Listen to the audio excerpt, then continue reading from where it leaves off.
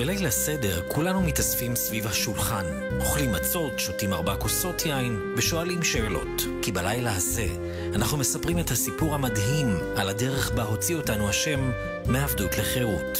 לפני שנתחיל בסיפור עצמו, אספר לכם על חכמי ישראל רבי אליעזר, רבי יהושע, רבי אלעזר בן עזריה, רבי עקיבא ורבי טרפון, שישבו פעם בליל הסדר בעיר בני ברק וסיפרו את סיפור יציאת מצרים כל הלילה. הם היו כל כך שקועים בסיפור עד שלא שמו לב שהשחר כבר העיר, עד שבאו התלמידים שלהם ואמרו, רבותינו, הגיע זמן קריאת שמע של שחרית.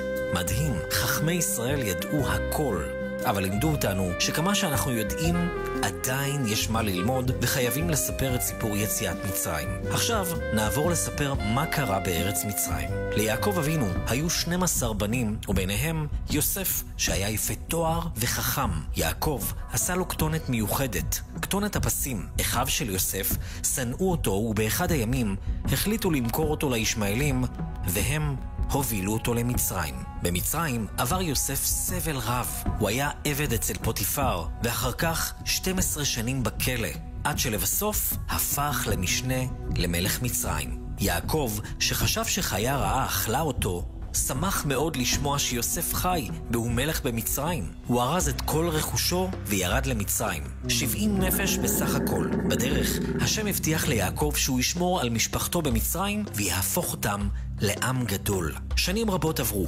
יעקב, יוסף וכל האחים נפטרו. בני ישראל המשיכו לגדול ולהתרבות במצרים. הם היו מבורכים והצליחו מאוד. כשנפטר יוסף, קם מלך חדש במצרים, פרעה שמו. הוא לא הכיר את יוסף ולא עניין אותו כל הטוב שעשה למצרים. המלך החדש פחד מבני ישראל, כי הם היו רבים וחזקים. הוא אמר לעמו, בואו נילחם בעם ישראל, שמא הוא יתרבה וילחם בנו.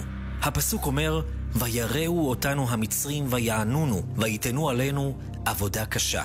המצרים החלו להעביד את בני ישראל בעבודה קשה. הם בנו ערים גדולות לפרעה ועבדו בשדות. אבל ככל שהמצרים העבידו אותם יותר, כך בני ישראל התרבו יותר. כשראה זאת פרעה, החליט על גזרה איומה ונוראה. כל בן זכר שיוולד לבני ישראל יושלך ליאור. הוא קרא למילדות העבריות שפרה ופרועה, וציווה עליהן להרוג את התינוקות, אבל המילדות היו צדיקות. הן לא הסכימו. הן אמרו לפרעה שהנשים העבריות יולדות לפני שהן מגיעות, וכך הצילו את התינוקות. באותם ימים קשים נולד מושיען של ישראל, משה רבנו. אמו, יוכבד, החביאה אותו במשך 3 חודשים כדי שינצל מהגזרה של פרעה, אבל אז כבר לא יכלה להסתיר אותו יותר. היא בנתה תיבה קטנה, מרחה אותה בזפת כדי שלא יחדרו המים, והניחה את התינוק בתוכה. באותו יום, בת פרעה ירדה לרחוץ ביאור, ראתה את התינוק והחליטה לקחת אותו אליה. משה גדל בארמון פרעה. כשהיה בוגר, יצא לראות את אחיו העברים, וראה כמה הם סובלים. חשוב לציין שקושי השעבוד העיקרי היה ב86 השנים האחרונות שלהם במצרים. המצרים הטילו על עם ישראל עבודות פרך. עבודת הנשים הוטלה על הגברים, ועבודת הגברים על הנשים. כך הנשים אולצו לשאוב מים, לחטוב עצים ולאסוף יבולים בשדות. עבודת הבניין הייתה קשה מנשוא. על כל עברי היה מוטל להכין 400 לבנים בכל יום. כמו כן, הם אולצו לבנות על קרקע חולית, וכל מה שבנו שקע בתוך האדמה. המצרים נהגו בעבריים בהשפלה. הגברים העבריים עבדו עבור נשות מצרים, והנשים העבריות שירתו את הגברים המצריים. כמו כן, על ראשי העבריים העמידו אבוקות כדי להעיר למצרים. כשרצו המצרים לחרוש את שדותיהם, היו משתמשים ביהודים במקום בהמות, כדי שלא לעייף את בהמותיהם. כאשר היו שומעים הילדים המצרים תינוק עברי בוכה, היו מזעיקים את אבותיהם, והם היו משליכים את התינוקות הזכרים ליאור.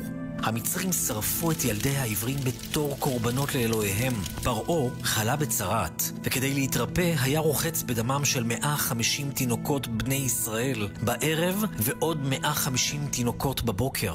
מצבם של עם ישראל היה רע ומר. מדוע סבלו עם ישראל בצורה כזאת? חשוב לציין שבהגדה אנו אומרים, מתחילה עובדי עבודה זרה היו אבותינו. לפני שהיינו עם ישראל, אבותינו חיו בארץ אחרת ועבדו עבודה זרה, עבודת אלילים. אבל השם בחר באברהם אבינו והבטיח לו שהוא יהפוך לעם גדול ויקבל את ארץ ישראל. אברהם שאל את הקדוש ברוך הוא, איך ידע שבאמת אקבל את ארץ ישראל? אמר לו השם יתברך, שעם ישראל ישתעבד במצרים, ויעלו לארץ ישראל וישבו בה, וזאת הסיבה שירדנו למצרים.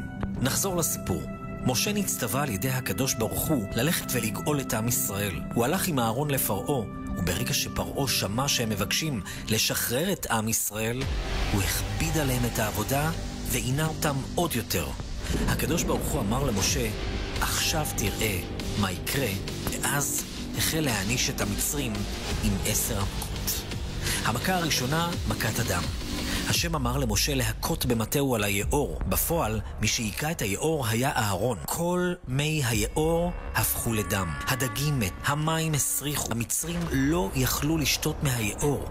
אבל פרעה לא שחרר את בני ישראל. כאן עבר הקדוש ברוך הוא למכת הצפרדע. צפרדעים שעלו מהיאור כיסו את כל ארץ מצרים. הם היו בבתים, במיטות, בתנורים ובכל מקום. פרעה ביקש ממשה להתפלל שהשם יסיר את הצפרדעים, אבל כשהן נעלמו, הוא שוב סירב לשלוח את עם ישראל. בשלב הזה עבר הקדוש ברוך הוא למכה השלישית, מכת קינים. השם אמר למשה להכות באבק הארץ, וכל האפר הפך לקינים על האנשים והבהמות. אפילו החרטומים של פרעה אמרו, אצבע אלוהימי, אבל פרעה עדיין לא הסכים. עוברים למכה הרביעית, מכת ערוב. השם שלח חיות טורפות לכל מצרים. הן התרוצצו ברחובות והזיקו לאנשים. אבל בארץ גושן, שם גרו בני ישראל. לא היו חיות טורפות. פרעה הבטיח לשלוח את העם, אבל כשהמכה הסתיימה, הוא שוב סירב. נעבור למכה החמישית, מכת דבר. מחלה קשה פגעה בכל בהמות המצרים, בסוסים, בחמורים, בגמלים, בבקר ובצאן, אבל אף בהמה של בני ישראל לא מתה. פרעה שלח לבדוק וראה שזה נכון, אבל עדיין לא שחרר את העם. ומכאן עוברים למכה השישית, מכת שכין. השם אמר למשה ואהרון לקחת פיח מהכבשן ולזרוק אותו לשמיים. הפיח הפך לאבק דק שגרם לפצעים משלפוחיות על כל המצרים ובהמותיהם. אפילו החרטומים לא יכלו לעמוד לפני משה בגלל השכין, אבל פרעה עדיין לא הסכים. ומשכך עוברים למכה השביעית, מכת ברד. השם שלח ברד כבד מאוד, מעורב באש. הברד הרס את כל הצמחים והעצים במצרים. רק בארץ גושן לא היה ברד. פרעה הבטיח לשלוח את העם, אבל כשהברד הפסיק, הוא שוב סירב. כאן עוברים למכה השמינית, מכת הרבה. השם הביא רוח מזרחית חזקה שהביאה הרבה רב מאוד. הרבה כיסה את כל הארץ ואכל כל מה שנשאר אחרי הברד. לא נשאר שום ירק בכל מצרים. פרעה התחנן שהשם יסיר את הרבה, אבל אחר כך שוב סירב לשלוח את העם. עוברים למכה התשיעית, אחת לפני האחרונה, מכת חושך. השם אמר למשה להרים את ידו לשמיים, ואז נהיה חושך כבד בכל ארץ מצרים למשך 3 ימים. המצרים לא יכלו לראות זה את זה ולא קמו ממקומם. הדבר לא הרתיע את פרעה, ואז הגיעה המכה האחרונה והקשה ביותר, מכת בכורות. כל בכורי מצרים מתו ברגע אחד. לא היה בית במצרים שלא היה בו מת. כשראה זאת פרעה, הוא רץ לחפש את משה ואהרון. הוא פחד שלא ימות גם הוא, משום שהיה בכור. כשפגש במשה ואהרון אמר, קומו צאו מתוך עמי. בשלב הזה החל תהליך היציאה ממצרים. עם ישראל החל בהכנות. הם נכנסו לבתי המצרים, לקחו בגדים ותכשיטים וחיכו להוראה ממשה. בינתיים עפו בצק כדי לקחת איתם לדרך, אך הבצק לא הספיק לתפוח, ובנקודת עלות השחר קרא משה אל כל ישראל והחל להוביל אותם אל מחוץ למצרים. עבדים היינו לפרעה במצרים, כך אנו אומרים בהגדה. פעם היינו עבדים במצרים. המצרים הכריחו אותנו לעבוד קשה מאוד, לבנות ערים ולשאת אבנים כבדות. הם לא נתנו לנו לנוח והקשו עלינו יותר ויותר. אבל השם ראה את הסבל שלנו והחליט להציל אותנו. כפי שנאמר בהגדה, וישמע אדוני את קולנו, כמה שנאמר, וישמע אלוהים את נאקתם, ויזכור אלוהים את בריתו, את אברהם, את יצחק ואת יעקב. ויוציאנו אדוני ממצרים לא על ידי מלאך ולא על ידי שרף ולא על ידי שליח, אלא הקדוש ברוך הוא בכבודו ובעצמו, שנאמר, ועברתי בארץ מצרים בלילה הזה, והכיתי כל בכור בארץ מצרים, מאדם ועד בהמה, ובכל אלוהי מצרים אעשה שפטים, אני אדוני. עכשיו עם ישראל צועדים אל ים סוף. פרעה מתחרט ששחרר אותם ומתחיל את הרדיפה אחר עם ישראל. אבל אל דאגה, זהו מהלך אלוקי המתוכנן היטב. בשלב בו הגיעו עם ישראל לשפת הים, היכה משה על המים והים נבקע לשניים. היה זה הנס הגדול ביותר אותו ראו כל העולם.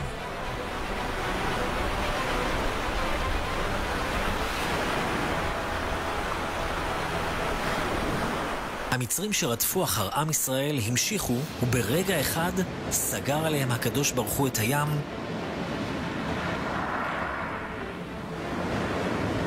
והרג אותם. רבי יוסי הגלילי, רבי אליעזר ורבי עקיבא כתבו את דעותיהם אודות כמות המכות שקיבלו המצרים. רבי יוסי הגלילי אמר, המצרים קיבלו 10 מכות במצרים ו50 על הים. רבי אליעזר אמר, 40 מכות במצרים ו200 על הים. ואילו רבי עקיבא הסביר שבמצרים קיבלו 50 מכות ועל הים קיבלו עוד 250 מכות. זהו, המצרים מתו ועם ישראל נושמים לרווחה. בהגדה אנו שרים דיינו, שיר שמזכיר לנו כמה דברים טובים עשה לנו השם. אם השם רק היה מוציא אותנו ממצרים ולא עושה ניסים נוספים, דיינו, זה היה מספיק. אם רק היה קורע לנו את הים ולא מביא אותנו לארץ ישראל, דיינו. אבל השם עשה עבורנו כל כך הרבה ניסים ונפלאות. רבן גמליאל אמר שכדי לזכור את הסיפור אנחנו צריכים לדבר על 3 דברים חשובים. פסח, זכר לקורבן מיוחד שהקריבו לפני שיצאנו ממצרים. מצה, זכר ללחם שלא הספיק לתפוח כשברחנו ממצרים. ומרור, זכר לחיים המרים שהיו לנו במצרים. עכשיו, עם ישראל מתכונן לקראת מתן תורה. עם ישראל יקבל את התורה, ובכך יהפוך לעם הנבחר על ידי הקדוש ברוך הוא, ויתחייב ב-613 מצוות. בהגדה מוזכרים 4 בנים. החכם שואל שאלות חכמות ורוצה לדעת הכל על המצוות. הרשע שואל בצורה מזלזלת ואומר, מה העבודה הזאת לכם?